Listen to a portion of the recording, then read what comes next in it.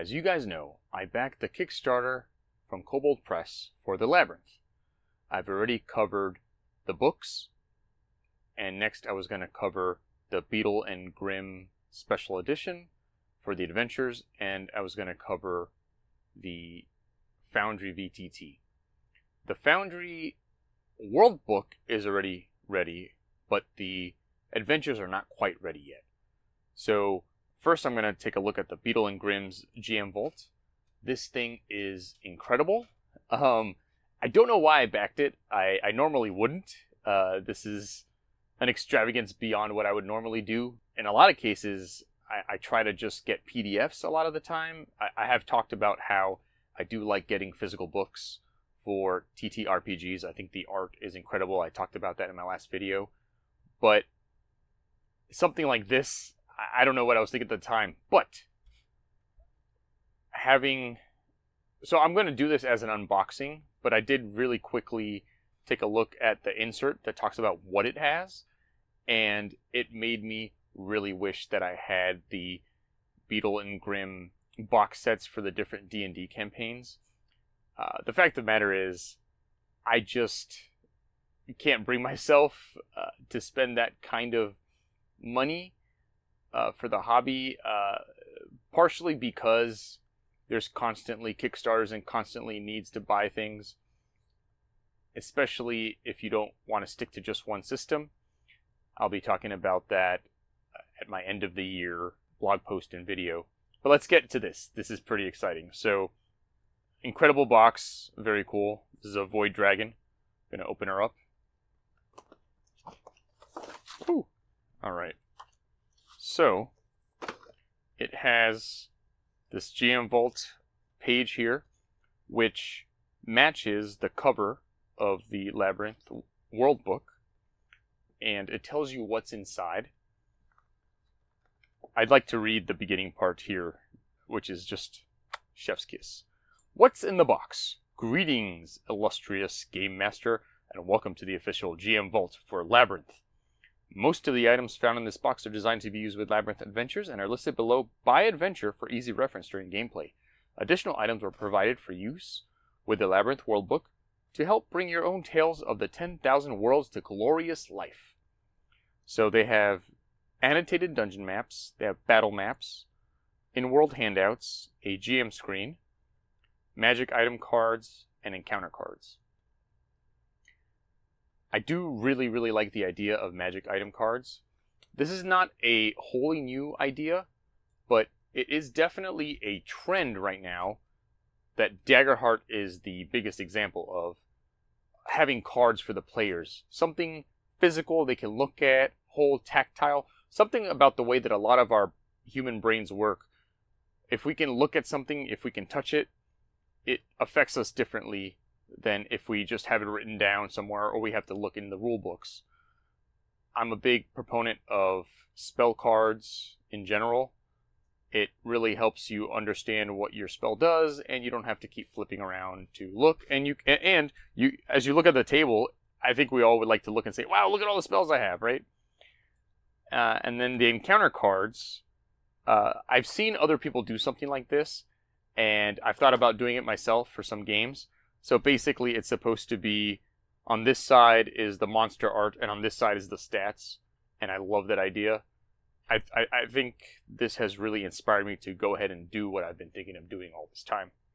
So here, by adventure, it tells you what each thing is. All the way through here, and then here are the credits.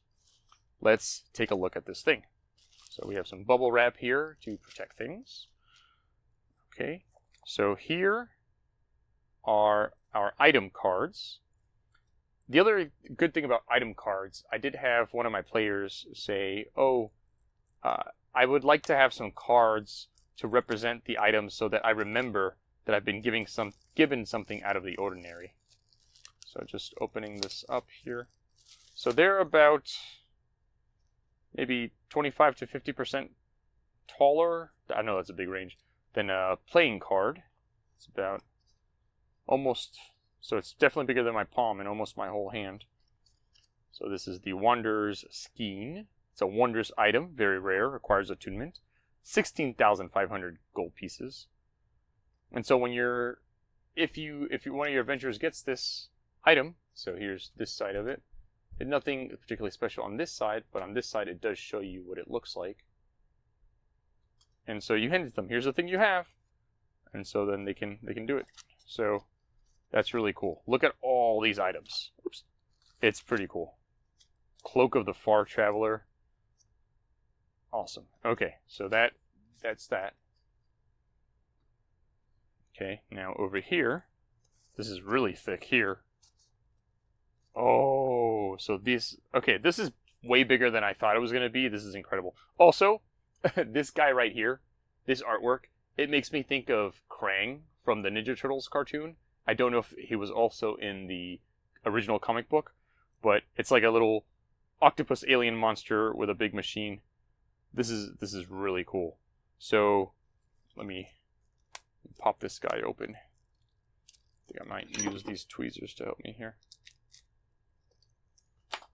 Yeah, I thought these were going to be, I actually thought these were going to be this size. So it's pretty incredible. These are huge. These are really big. Don't have a ruler in here, even though this is my workbench area.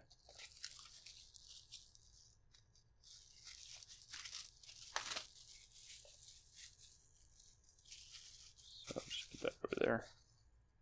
All right, so yeah, so you see this is floppy like this. So it would sit like this on your GM screen. They can see the bad guy they're fighting.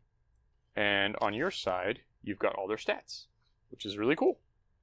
I like that a lot. That would save me a lot of time in planning where I don't have to copy down the stats somewhere or have my books bookmarked. Let's move this guy over.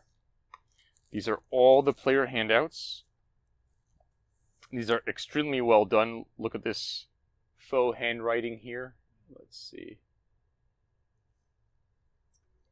Yeah, I'm not going to open this up, but you can see here, this is definitely some notes that are made. Right here, you can see this is like a job board or something. Let me put this to the side. Then this is the GM screen. So let's see what it looks like.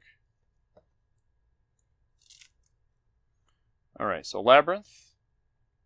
The connection between all the worlds, bright and dark alike. I like that saying. I'm surprised I haven't seen it on any of their other materials. Then over here we've got the City of Brass, I believe. And then I'm not sure what that is. But let's take a look on what's on this side. Alright, so here we've got the Pantheon of the Labyrinth.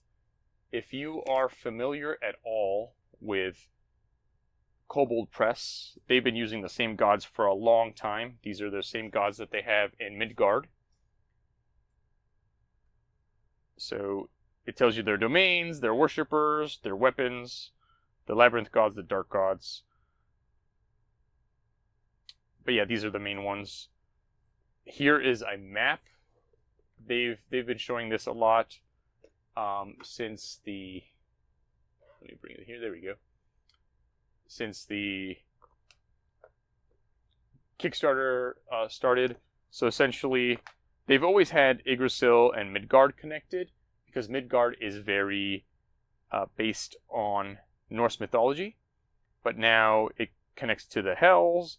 It connects through the River Styx to the Summerlands, to Coldforge. We've got the Shadow Realm over here, which is also part of Midgard.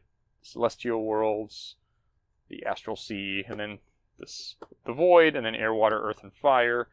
Kind of similar to D&D and the way that D&D does their planes. And then here we've got Taxonomy of the Worlds, Standard Languages, Esoteric Languages, Vehicles by Culture. So, and then on this side, we've got a Void Cult name generator, which is incredible. I like that a lot. That's really funny. Because a lot of, again, they've had a lot of cults in their stuff. There's a lot of cult presence in their Midgard setting. But a lot of the Labyrinth has to do with cults versus, the side of good. And so that's really cool there. And then Void Exposure, what it does to a creature. And this is a solo drawn. This is Kobold Press's version of a Modron. Instead of being squares and spheres, they're kind of these interesting little flying creatures.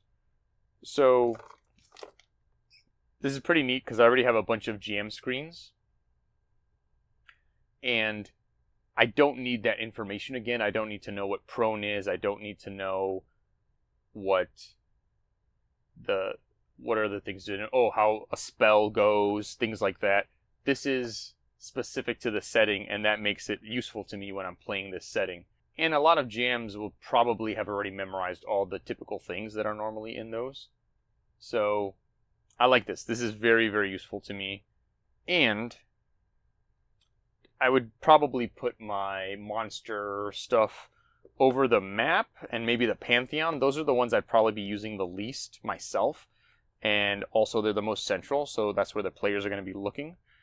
But I like that quite a bit. So this is a pretty great product that Beadle and Grimm has put together for Kobold Press. You know what? I think I will open these up.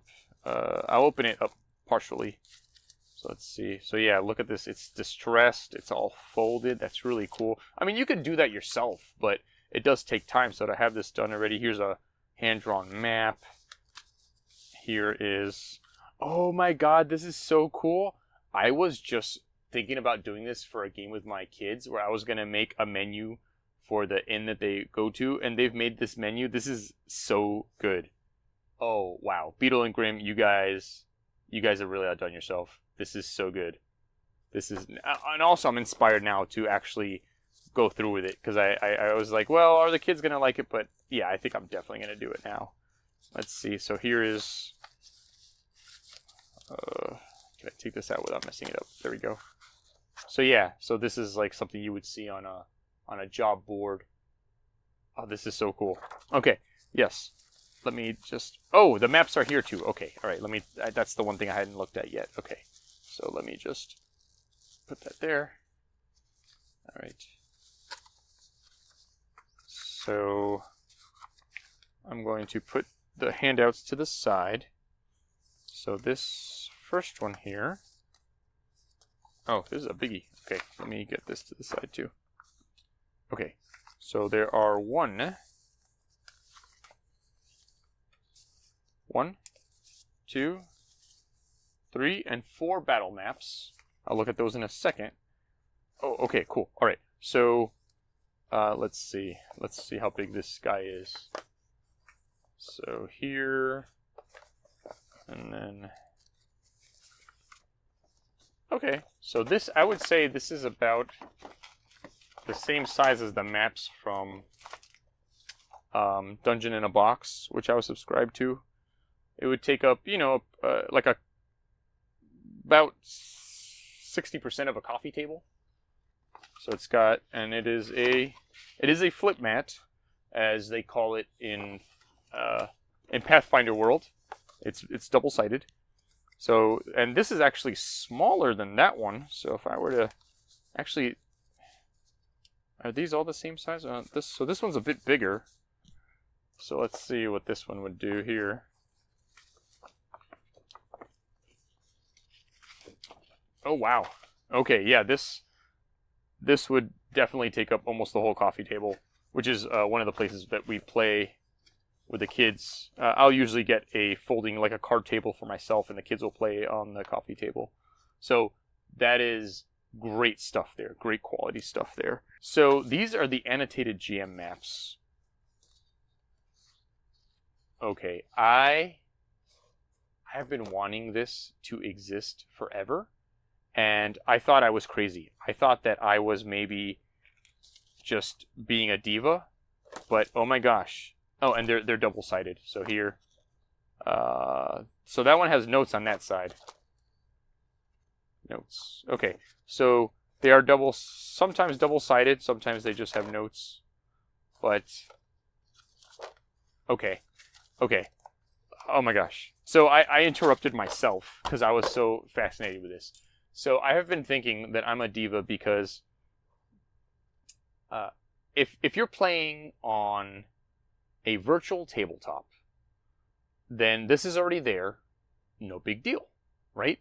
You're always looking at the map. It's on your computer screen, And then you've got, in Foundry, you have on the side the journal, which is used for your book, the adventure.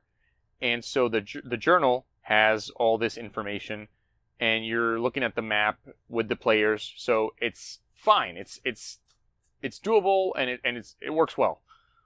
But the problem I've always had is the main people that I play Tales of the Valiant with as the GM are my kids.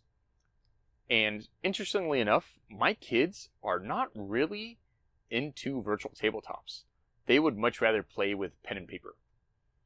Maybe because, well, it may be because TTRPGs are their break from playing on the computer, or it may just be something about the art form, if you will, the game style, if you will, that they prefer to play with pen and paper versus on computer. So when I'm playing with them, I've got my book open, my adventure book, or either my PDF or my book, and I've got the map, and it's got all the locations annotated, and then I'm reading along the adventure, and it says, okay, they're in section 1, and now here's the information on here. Here are the monsters. Here are the conversations you need to have, and they go to number 2. Once you go like another page, now I can't see the map anymore. That was my biggest complaint with Dungeon in a Box, because Dungeon in a Box has this whole dungeon. I mean, that's the whole point of it, right? They would give me like a 32-page book, and at least like 12 of the pages are the dungeon descriptions of all the different rooms. But then the map is all the way at the back, or not even at the back, because that'd be easy to flip to. It's somewhere else. So I'm constantly like going back and forth and back and forth. This is a game changer for me. Because what I've been thinking of doing is a lot of the times, especially with Kobold Press, I buy the PDF in addition to the book, and I've been thinking of printing out the annotated page, so I always have that with me. So to have this here, this is amazing, and I love the idea of having the notes on the back as well. I would maybe be loath to use it. Maybe I would use stickies or something, because I would want to be able to use this more than once, but out of all the stuff here, Beadle and Grimm, Mr. Beadle and Mr. Grimm, no, but you guys, this is the part I'm the most excited about. Oh my gosh, this is gonna make it such a joy to run this, as opposed to, hey, it's great, but I can't fully enjoy how my players are enjoying the game because I'm having to figure out where I am on the map and where we're going. This is, you guys did a great job on the handouts. And to me, this is better than the handouts as the GM. This is incredible. I would say if there's anything that this is missing, I think some of the D&D kits have like a challenge coin or a set of challenge coins that you give your players at the end so they can remember the adventure. Here, we don't have that, but oh man. So, wow. If I could kind of go through all the things here again and what I liked the most. So, from the GM's point of view, obviously I love the maps. Without these maps, I would either need to take a dry erase board and kind of create them, or make something somewhere, maybe approximate it. 1985 Games sells these kits that have like wall sections and stuff like that, so you can create your own custom maps. So I like the maps a lot. I would say number one thing as a GM, the annotated maps, incredible. Number 2 thing I like as a GM, my monsters. This makes me wish that I had something like this for the entire Monster Vault, and Monster Vault 2 from Kobold Press, and Tome of Beast, and Tome of Beast 1, and Tome of Beast 2, and Tome of Beast 3. This is so good. This is gonna, I think that after this, when I go back to playing a game not in the Labyrinth, I'm going to be so sad I don't have these. Maybe I'm going to find ways to just only have these creatures all the time. I don't know. This is incredible. Now, from the point of view of the players, I love our item cards. I think those are going to be very helpful for the players. And the handouts as well, I think are going to help increase the interactivity for my players. So that's all great. I started this off by saying that I find it hard to justify the money for their D&D kits, and the more things that I opened up, the more that I realized that actually this stuff, with the care that they put into this, the way that they make it so easy for GMs, it's definitely worth it. I think that if I were going to run one of the usual campaigns like Curse of Strahd or Vecna or any of the other campaigns that they have, I think I would be extremely tempted to get a Beadle and Grimm GM Vault for the D&D thing. I don't remember if this is a Kickstarter exclusive or if this will be available later. If it is, I super highly recommend it. I hope now, having seen this, that Beadle and Grimm is doing something similar for the Northlands Kickstarter that's coming out in September. I think this is incredible, and after having seen this, after waiting all this time, I would definitely recommend their D&D kits if you're playing D&D, if you're not playing Tales of the Valiant, or if this is not available, if this was a Kickstarter exclusive, I highly recommend their stuff. They knocked it out of the park. I had already had experience with their book, Faster Purple Worm Kill, their series of one-shot adventures for D&D. But that was just a book. This is something else. So yeah, that was great. All right, I'll see you next time when we take a look at the Labyrinth modules for Foundry VTT. Bye.